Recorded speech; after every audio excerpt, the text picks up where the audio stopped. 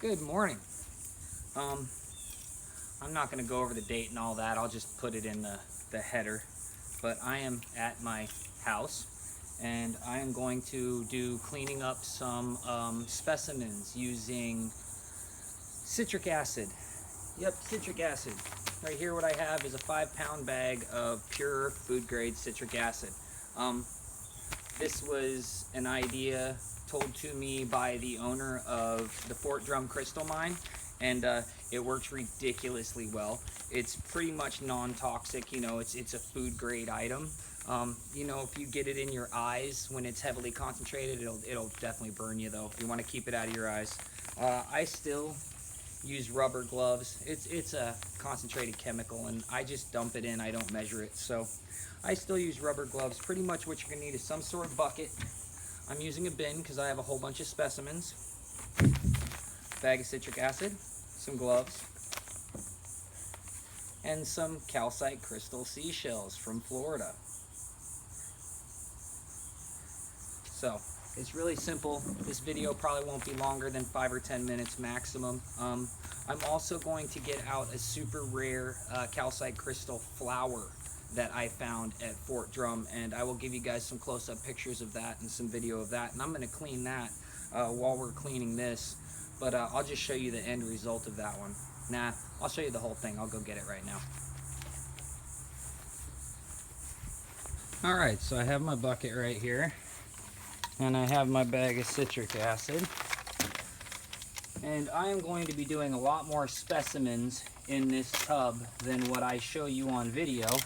So for that reason, I'm going to use a bigger bucket and more citric acid than you need to. Possibly. For all I know, you came out there with a truckload.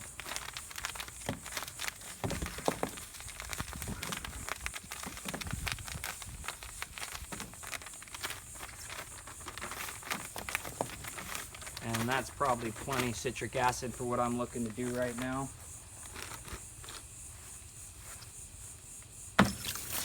Took me a minute to get that water running, didn't it?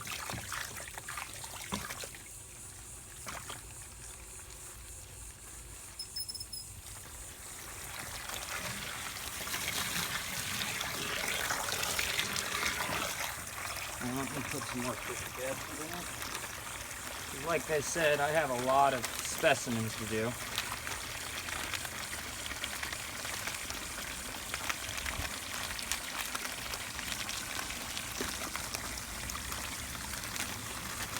That's about a pound. Oh! Now I'm going to put my gloves on, and as we get started here, I'm going to do some close-ups of each one. We will just start with my most important one.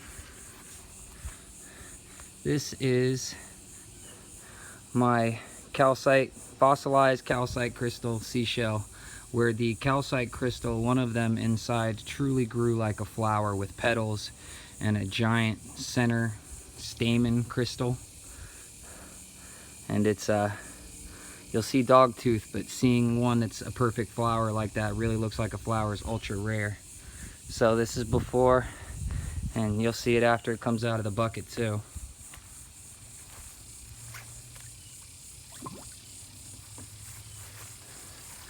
Notice as soon as I put it in the bucket, you started seeing dirt just disperse. The citric acid really goes to work on it, and it's bubbling. It starts bubbling as soon as you put it in there, something to react with.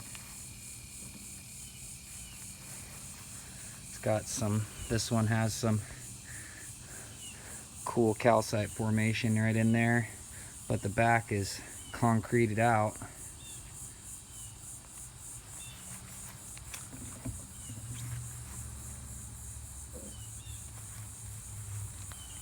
Now this is a pretty cool one. It's got a whole shell right here, but it looks like the shell has concrete all in it. It's got the outline of some shell here. It's got all kinds of little concreted and fossilized shells on the edge. And then it's got this perfect shell right here that if you look underneath has got some really cool crystals in it. So this is a nice little cluster. This will look way different when it comes out of the water. It's going to look gorgeous when it comes out of the water. Look at that water just roiling.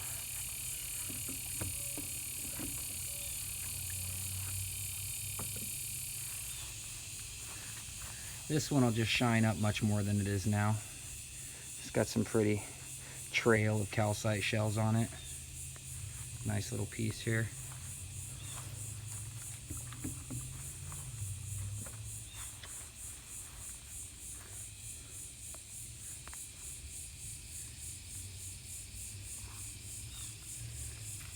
Huge chunk. See what happens when it gets cleaned up.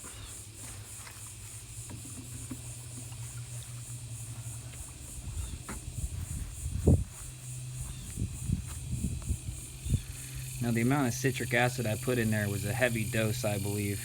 It's definitely doing its job. As soon as I put the shells in there, the dirt's just bubbling off of them.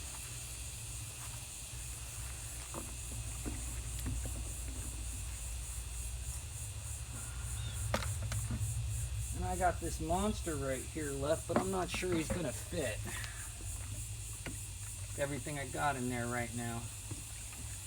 So I think I'm just going to leave everything I have in there for the moment and let it soak for about 20 minutes, and we'll come back in about 20 minutes and check it out. While it's doing that, I'll show you an up close of the bubbling.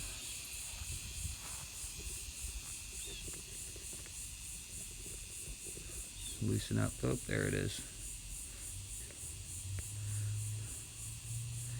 You can just totally see the citric acid doing its work on anything it can inside of those calcite crystal seashells. Now, I left stuff in here overnight last time I did this and came back and they looked great. So I'm not even worried about doing that with citric acid. Citric acid is really soft, you know. You know. Alright, everything's been in there about an hour, hour and a half. And here's one of the pieces. You can see that a lot of the dirt comes off from the bubbling of the citric acid. To tell you the truth, this shell right here is like super awesome and would be great for a necklace piece. And this right here looks like it's just mainly concretion. And this one, being that it's pointed down, you can't even see the good part of it. I'm thinking I'm gonna break this apart because this shell's worth about $40. I think this shell is worth about $100 as a jewelry piece, a large jewelry piece for a wrap or something. So I don't think together it really improves the specimen. So I'm definitely going to chisel this off and maybe break out the bottom of this and see if it ends up having crystalline on the bottom of it. Maybe I'm seeing it backwards. Maybe this big shell does have crystal in it, but it's on the other side. It's possible, very possible. So I'm going to pull out the rest of them here. See what they look like.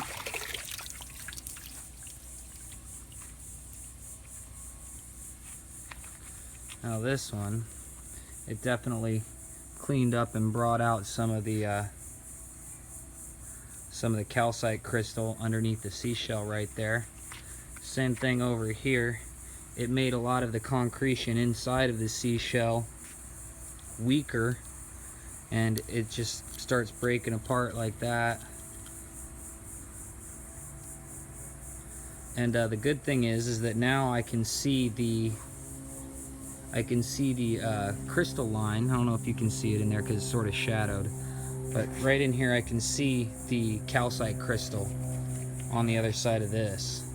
So I'll end up trying to clean this up so you can see the honeycomb inside the calcite crystal, and maybe I can backlight it and that'll make it really awesome.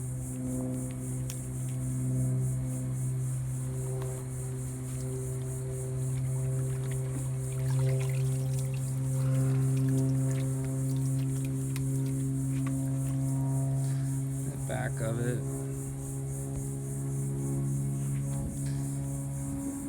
Nice amount of crystallization right there and up there.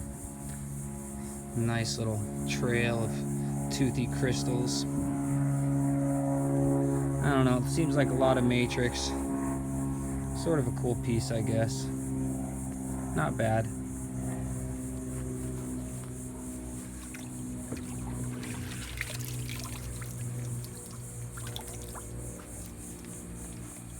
This is an alright looking one. It came out of the center of concretion. Who knows what's in the center of it, but I definitely need to lose some of this matrix. There's a lot of matrix. This thing weighs like 5 pounds. AC turned on me again, but I'm almost done, so we're just gonna suffer through it because this is the last piece. I have the flower piece inside. I'll show you guys that inside here in a minute. This one cleaned up really good. All the dirt came off and you can really see the beautiful yellow honey color of the calcite and the trail of seashells leading up to the larger seashell. This is a really cool specimen. It's also got it being clean like this exposed what looks like either a dogfish tooth or a dogfish ear bone right there, fossil. So that's pretty righteous. Oh yeah, there's more fossils on the backside. Teeth look like, might be something else, but they look like teeth, fossilized teeth. So it definitely made this little piece come out and be way cooler. I don't know. I would think this is about a $60, $80 piece in my mind. It's pretty awesome. Has multiple things going on with it inside of the concretion. It's really pretty. And it's light. So I'm gonna rinse these with water.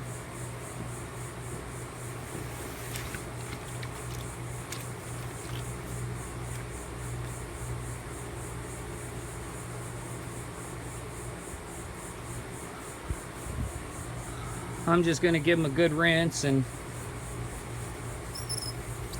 take them in and let them dry. And after they dry, I'm going to show you what they look like after they dry, because the concretion changes to a whiter white. And in video 2, I will show you more cleaning method and how to polish up your shells and make them extra shiny.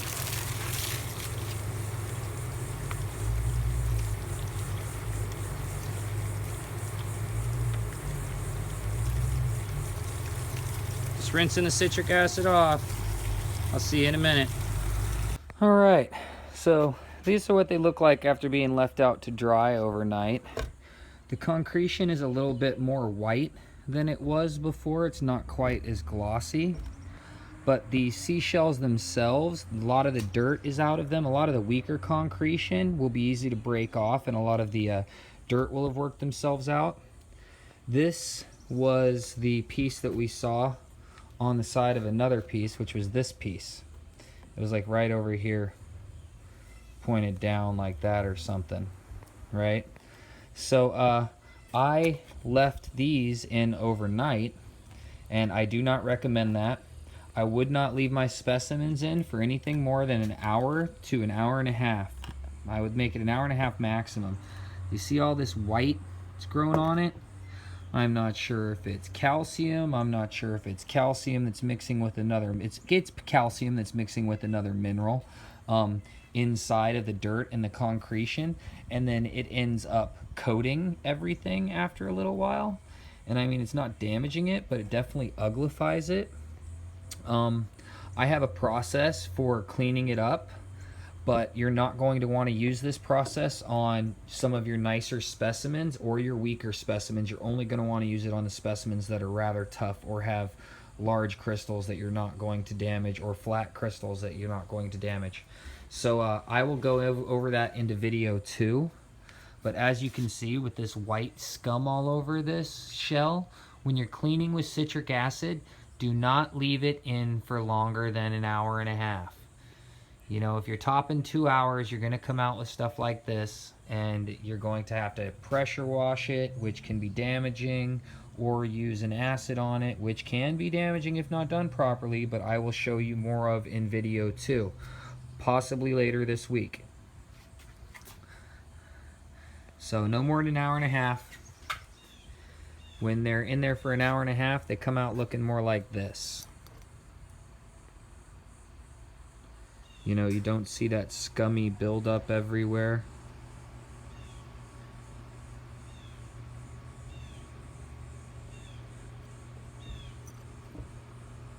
So, citric acid, an hour to an hour and a half maximum. No more than an hour and a half. Or you end up looking like you got some other funky white crystal growing all over everything. Alrighty then. Alrighty then. This was part 1 of cleaning with citric acid. And you know what? It's not quite over yet because I have one more piece to show you. I have my amazing piece to show you. So let me grab that out. Alright, here's my super rare calcite flower seashell. You can see more pieces of calcite have come out, like right there. It definitely gets dirt out of the crevices, not all of it, but it removes dirt, it removes some of the iron staining. And that flower right there is really what makes this shell ultra unique and rare. So this is my best find out of there so far. I got another one that's right here that's super dope. I've got some pictures of, but this is my best find. Here, I'll show you my second best find. This is my second best find. He's a monster. He's got calcite, honey colored, dog tooth monster crystals growing out of the center of him. Whole shell, half, or I should say on the half shell. And after I calcite bathed him, he has just given up a little bit more of his shell all over this area. Like this whole area, the shell just came off. And I really sort of want to polish it, but I don't want to damage it. So I'm probably going to do the polishing by hand on this. I'm definitely not going to use the acid that I'm going to show you in episode 2 of this cleaning calcite crystal seashells. So this is the end. Like, share, subscribe. I'm going to do a getting people interested giveaway here soon for subscribers and viewers. So keep your eyes peeled for that one. It's not going to be this. No, it's not. Bye.